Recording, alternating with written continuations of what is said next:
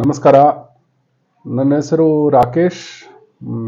ನಾನು ಮತ್ತಿಕೆರೆ, ಬೆಂಗಳೂರು ಹೊಸದಾಗಿ ಮಾಡಿರುವಂಥ GBA ಅಲ್ಲಿ ವೆಸ್ಟ್ ಸಿಟಿ ಕಾರ್ಪೊರೇಷನಲ್ಲಿ ಮತ್ತಿಕೆರೆ ಅನ್ನೋದು ಒಂದು ವಾರ್ಡ್ ಆಗಿದೆ.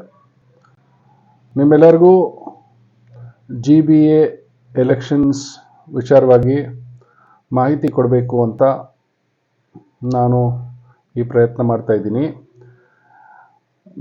GBA ಅಲ್ಲಿ ಈಗ 5 ಮುನ್ಸಿಪಲ್ ಕಾರ್ಪೊರೇಷನ್ಸ್ ಆಗಿ ಮಾಡಿದ್ದಾರೆ: north, south, east, west, centre.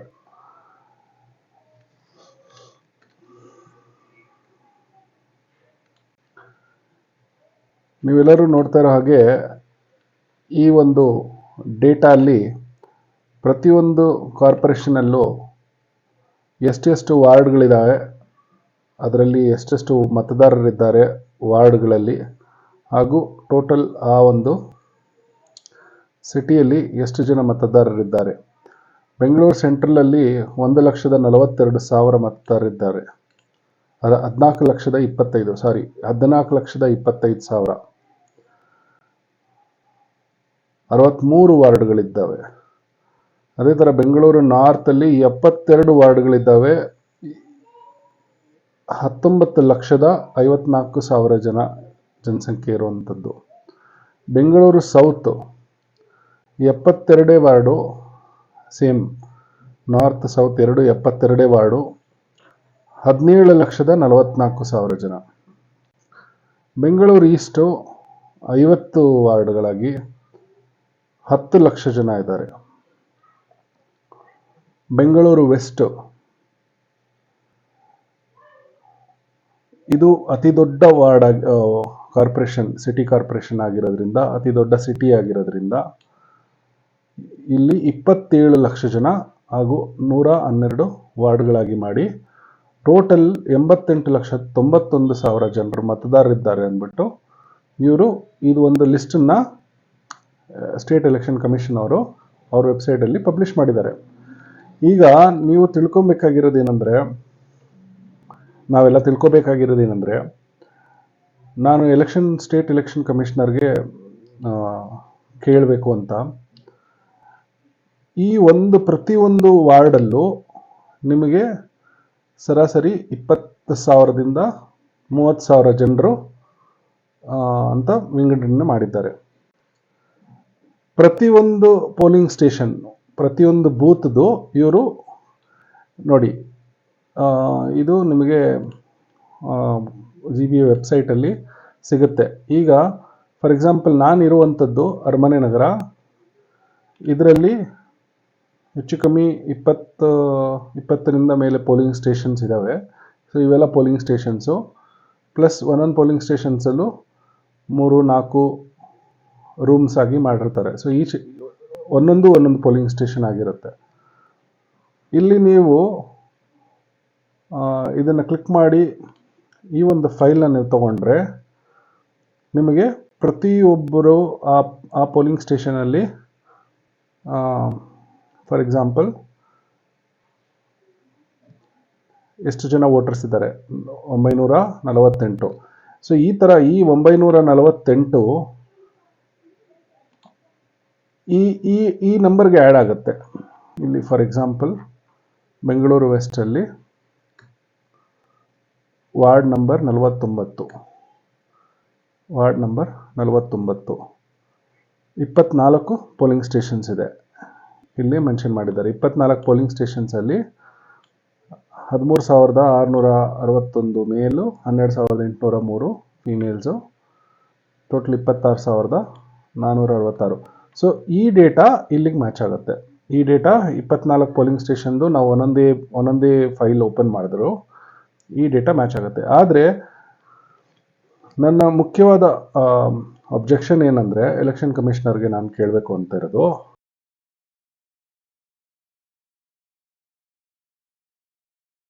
ನನಗೆ ಗೊತ್ತಿಲ್ಲ, ಇಡೀ 88 ಲಕ್ಷ ಜನರು ವೋಟರ್ ಇರುವಂಥದ್ದು total mostly polling stations 2,493 polling ಸ್ಟೇಷನ್ಸಲ್ಲಿ ಎಷ್ಟರಲ್ಲಿ ಈ ಥರ ಇಶ್ಯೂಸ್ ಇದೆ ಅನ್ನೋದು.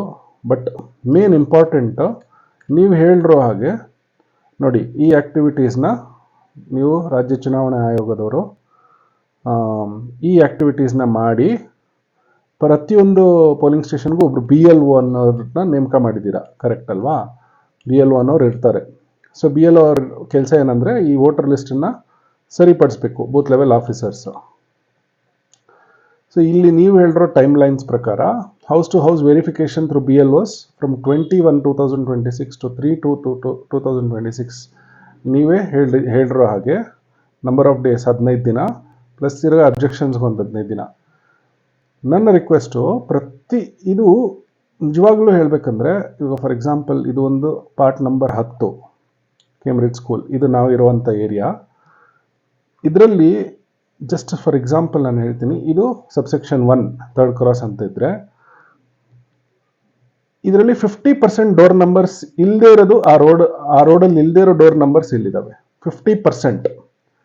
ಸೊ ಫಾರ್ ಎಕ್ಸಾಂಪಲ್ ನಾನು ಹೇಳ್ತಾ ಇರೋದು 948ರಲ್ಲಿ ನಾನು ಹೆಚ್ಚು ಕಮ್ಮಿ 30 to 40% ಡಿಸ್ಪ್ಯೂಟ್ ಮಾಡ್ತೀನಿ. ಆ ಡೋರ್ ನಂಬರ್ಸು ಆ ರೋಡಲ್ಲಿ ಇಲ್ಲವೇ ಇಲ್ಲ, ಆ ರೋಡಲ್ಲಿ ಇರೋದೇ ಇಲ್ಲ. ನೀವು ಇವಾಗ 88 ಲಕ್ಷ ಜನಕ್ಕೆ ಅಲ್ಲಿಗೆ ಎಷ್ಟೋ ಜನರು ಅಲ್ಲಿ ಇರೋದೇ ಇಲ್ಲ.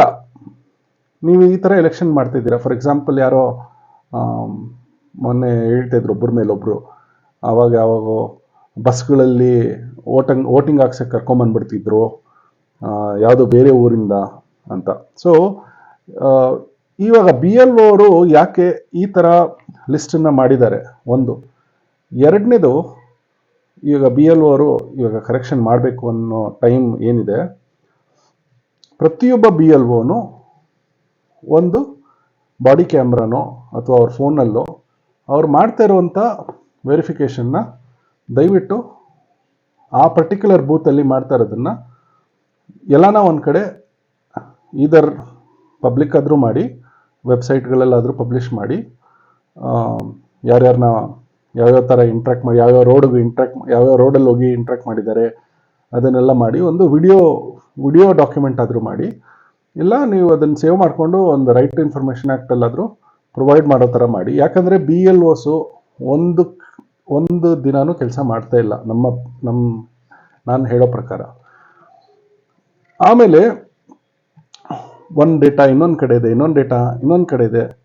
ಬೇಸಿಕಲಿ ಒಂದು ಕುರಿ ಸಾಕಿದ್ರೂ ಕರೆಕ್ಟಾಗಿ ಡೇಟಾ ಇಟ್ಕೊಂಡಿರ್ತಾರೆ. ಈ 88 ಲಕ್ಷ ಜನ ಇದ್ದಾರೆ ಅನ್ನೋದನ್ನು ನೀವು ಕೂತ್ಕೊಂಡು ಸುಮ್ಮನೆ ಹೇಳ್ಬಿಡೋದಲ್ಲ. ಪ್ರತಿಯೊಬ್ಬರು ಎಲೆಕ್ಷನ್ ನಡೆಸಬೇಕು ಅಂದರೆ ನಿಮ್ಗೆ ಗೊತ್ತು, ಪ್ರತಿಯೊಬ್ಬರು ಸಂಬಳ ಏನು ಸ್ಯಾಲ್ರಿ ಕರೆಕ್ಟಾಗಿ ಆನ್ ಟೈಮ್ ಇಸ್ಕೊತಾ ಇದ್ದಾರೆ. ಪ್ರತಿಯೊಂದಕ್ಕೂ ಒಂದು ಪೋಲಿಂಗ್ ಸ್ಟೇಷನ್ ಅಂತ ಮಾಡಿ, ಪೋಲಿಂಗ್ ಆಫೀಸರ್ ಅಂತ ಮಾಡಿ, ಡಿಸ್ಟ್ರಿಕ್ಟ್ ಎಲೆಕ್ಷನ್ ಆಫೀಸರ್ ಅಂತ ಮಾಡಿ, ಆಮೇಲೆ ಪ್ರತಿಯೊಂದು ಬೂತ್ಗೂ ಒಂದು ಅಕೌಂಟಬಿಲಿಟಿ ಅಂತ ಮಾಡಿದ್ಮೇಲೆ ಯಾಕೆ ಈ ಥರ ಜನರ ಡೇಟಾ ಮಾತ್ರ ಯಾಕೆ ಈ ಥರ ಮಾಡಿದ್ದೀರಾ? ಇದು ನಿಜವಾಗ್ಲೂ ಪಾರ್ಟಿ ಪಾಲಿಟಿಕ್ಸ್ ಏನಿದೆ ಇವಾಗ BJP ಕಾಂಗ್ರೆಸ್ಸು, ಅವ್ರಿಗೆ ಮಾತ್ರ ಸಪೋರ್ಟಿವ್ ಆಗಿದೆ. ನಾನು ಇಂಡೈರೆಕ್ಟ್ಲಿ ಹೇಳ್ಬೇಕಂದ್ರೆ ಬಕೆಟ್ ಪೊಲಿಟಿಕ್ಸಿಗೆ ಮಾತ್ರನೇ ಇದು ಇಂಡೈರೆಕ್ಟ್. ಯಾಕಂದರೆ ಇದರಲ್ಲಿ ಒಬ್ಬರು ಯಾರನ್ನ ಎಲೆಕ್ಷನ್ ನಿಂತ್ಕೊಬೇಕು ಅಂತ ಇದ್ದರೆ ನಿಜವಾಗ್ಲೂ ಒಂದೊಂದು ಮನೆಯೂ ಐಡೆಂಟಿಫೈ ಮಾಡಬೇಕು ಅನ್ನೋ ಥರ ಇರಬೇಕು. ಒಬ್ಬೊಬ್ಬರನ್ನ ಹೋಗಿ ಮಾತಾಡಿಸ್ಬೇಕು, ಇಂಥವ್ರು ವೋಟರ್ಸು, ಇಂಥವ್ರ ಹತ್ರ ನಾವು ಮಾತಾಡಬೇಕು ಅನ್ನೋ ಥರ ಇರಬೇಕು. ಅದು ಬಿಟ್ಬಿಟ್ಟು ಇದು ಬಕೆಟ್ ಪೊಲಿಟಿಕ್ಸ್ ಮಾಡುವಂಥ ರಾಜಕಾರಣಿಗಳಿಗೆ ಮಾತ್ರನೇ ಮಾಡಿರೋಂತಹ ವೋಟರ್ ಲಿಸ್ಟ್ ಥರ ಇದೆ.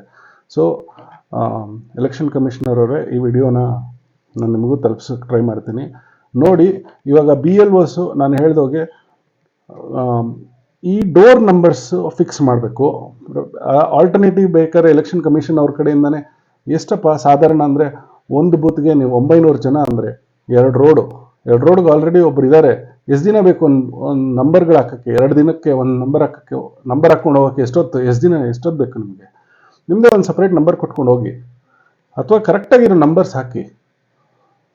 ಅದು ಬಿಟ್ಬಿಟ್ಟು ಇದು ಯಾವ ಥರ ಇದೆ ಅಂದರೆ ಇದರಲ್ಲಿ ಅರ್ಧ ಜನ, ಆಮೇಲೆ 15 ವರ್ಷದ ಹಿಂದೆ ಇರೋರೆಲ್ಲರೂ ಇದ್ದಾರೆ, ಇವಾಗಿರೋರು ಯಾರೂ ಇಲ್ಲ. 15 ವರ್ಷದ ಹಿಂದೆ ಇರೋವಂಥ ಜನಸಂಖ್ಯೆ ಇದ್ದಾರೆ. ನೋಡಿ, ಯಾವುದೇ ಕಾರಣಗಳು ಬೇಡ. This is a failed list. First ಇದನ್ನು ರೆಕ್ಟಿಫೈ ಮಾಡಿ. ಇದು ಸ್ಟ್ರಾಂಗ್ಲಿ ನಾನು ಹೇಳೋವಂಥದ್ದು. ಸೊ ಫರ್ದರ್ ನಿಮಗೆ ನಾನು ಇದೇ ಥರ ವಿಡಿಯೋ ಮೂಲಕ ಹೇಳ್ತೀನಿ.